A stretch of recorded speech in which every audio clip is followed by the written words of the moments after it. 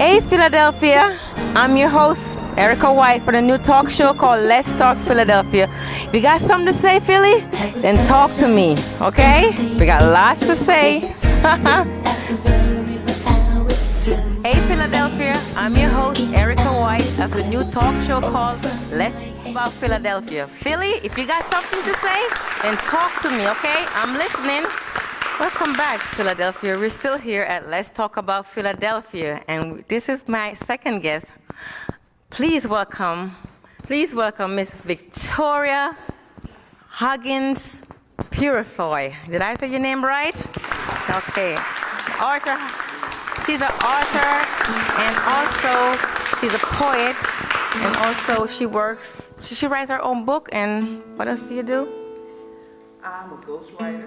Yeah, she's a ghostwriter and a narrator. So welcome, Miss Victoria Huggins Peurifoy. Yes. Thank you.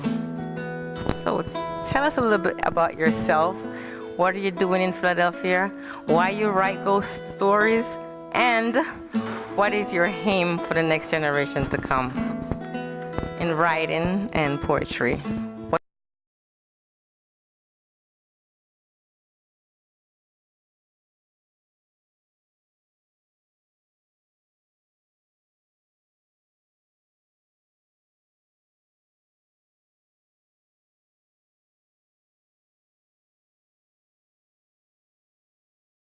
What do you like to see the children doing? I like them. Well, let me say this. I've been writing since I was 8 years old. And I started writing because my mother allowed my grandmother to come live with us. My mother was very liberal with how we could speak to her, but my grandmother was not of that same mindset. So my mother said, write me a letter when you have something you want to say to me. So I would do my little errands, save my little allowance so I could buy that little stamp, and I would write her a letter, put a stamp on the envelope, send it to her in the mail. Now, we lived in the same house, but I did that so that she would get my letters in her mail. So from that time on, I have been writing.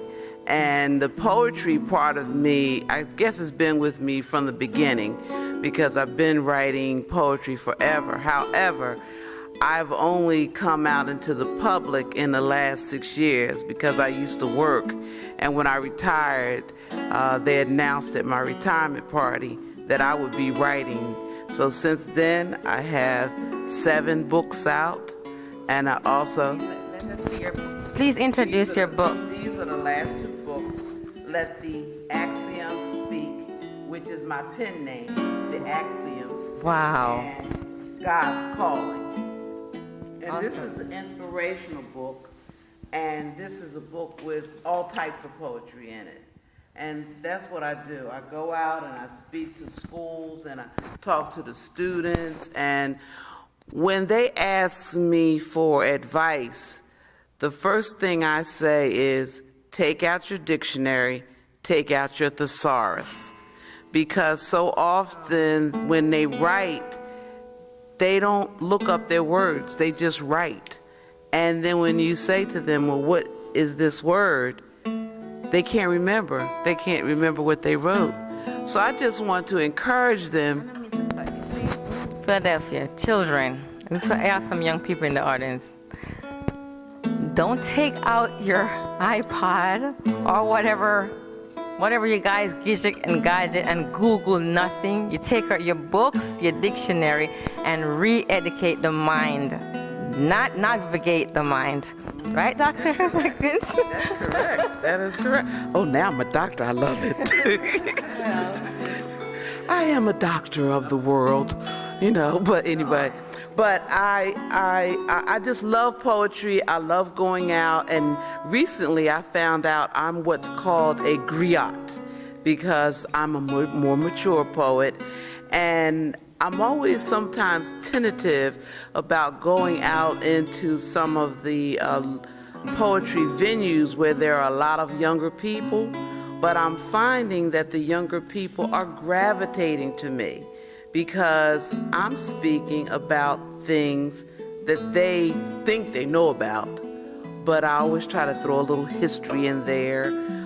Sometimes some of the poetry that I have to write, I actually have to do research before I can write it down. My signature piece is called Let That Black Man Walk. And I wrote that because of President Obama. I had an opportunity to go to the inauguration, the first one, as well as the Southern Ball, which was one of the 4 inauguration balls that he attended. And when I saw him walk across the stage, my mind said, let that black man walk. And it also addresses the fact that I love to see a man dressed in a suit and tie. I love to see a man walk with pride and confidence and walk with a little swagger. I just love to see that because I get so tired, and I'm going to say it, of seeing young men and grown men walking around with their drawers showing. I don't understand the concept. I really don't understand that concept. Who told you that you look cute, that you look intelligent, that you look sexy with your drawers hanging down? I don't think so. So give me a suit and tie in a heartbeat. I say, no offense, but please give me a Steve Harvey, right? That's right. So, officially, you're saying that you do not like a guy who does not come correct. Is that why I'm single? Because that's another show. The one thing that I notice that a lot of and this is no insult to them, but a lot of young people write erotic poetry. And I believe that you can write erotic poetry, but have class and a little sass without it being illicit, or lascivious, as the term is. So I think that you can write about something else other than what you did in the bedroom that I don't have a reason to need to know. Okay? So my question to you is, when is like your next book signing, or are you touring? What are you doing? My partner is out in the audience. Let's get the books here. And she and I had this book signing back in September of 2012, which is a very successful event. Right now, I am writing my own autobiography. It has been sent to publishers, and I'm waiting to get my draft copy back. It's about my life, obviously, and it's called A Blade of Grace. I like that name, but can I put you on the spot? Because I love poetry and I always write. Can you do something for us? A little something? Do you mind? Not too much, but maybe just a word or two. Okay. Okay, we're gonna pause it right here. I love all my black brothers, and I want to let you know, each and every one of you in here, I want to let you know I love you, and this is why the black man's stance will make you salute. His stroll will make you stop to look. His shoulders have a slow, methodical rhythm that allows his waist to stay in control. His rear flank, it marches to an unheard cadence, y'all, that gives him soul. His head is straightforward, but if he looks you in the eye, look away, quickly look away. He lifts his rib cage and the diaphragm takes in the oxygen to let you know he's getting ready to blow you away as that six-pack, whether it's there or imagined, goes in and out and out and in and makes you want to do what, ladies? Screaming! Put a suit and tie eye on that man's body and let that black man walk with a stride filled with confidence, self-assurance, pride, and a knowing that his intelligence is getting ready to be exhibited as soon as he opens his mouth.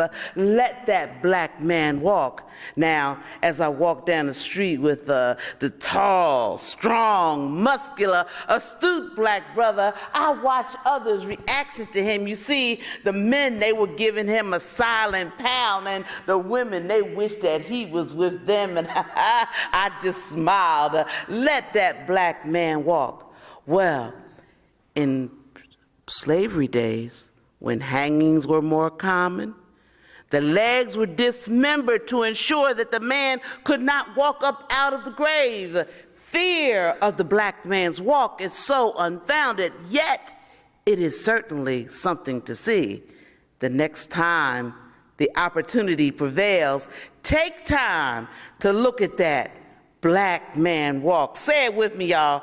Let that black man walk. Let that black man walk. Let that black man walk. Let that black man walk. Thank you.